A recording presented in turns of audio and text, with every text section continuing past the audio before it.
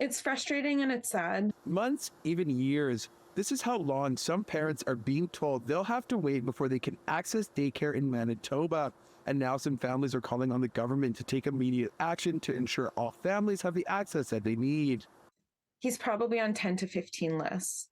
And I've been calling my top 5 to 7 for the past 6 months and have pretty much been told there's no chance in getting him in. Krista Gladstone put her son on waiting lists in Winnipeg for daycare when she was pregnant, and more than 2 years later, still no spot. She calls the situation a challenge. While she should be preparing to go back to work, she's now weighing her options around working from home and working part-time. We have 5 kids. It's better for our family if I can work full-time and if my husband can work full-time. For us to both be working part-time or not working isn't a long-term solution for us.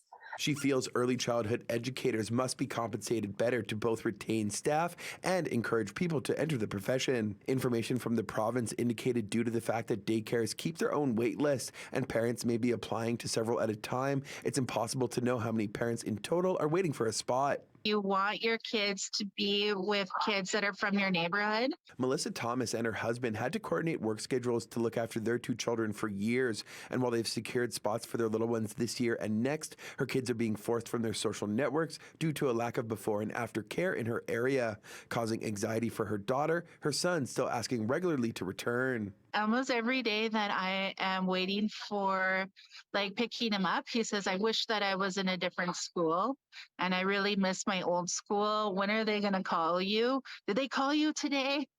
So they really wish that they could go back to their original school. She wants to see more school-based and school proximity daycares, both women calling the situation unfair. That's the challenge we've been handed. We were handed that by the previous government that did very little when it came to creating more space and creating the space to actually train the people. But we're hitting the ground running on this, and it's certainly a priority for us. Alongside engaging in the federal government's $10 a day daycare program, the previous government made some efforts on this front, both through a tuition reimbursement of $5,000 and through an investment of more than $34 million for wages. But the current Minister of Education and Early Childhood Learning, Nello Altomare, says the efforts fell far short. He says announcements are coming. I'm going to ask for their patience. I know that's tough to do, and I'm certainly aware of how difficult this is for young families, but we are working on it diligently with the department. In Winnipeg, Morgan Majeski, City News.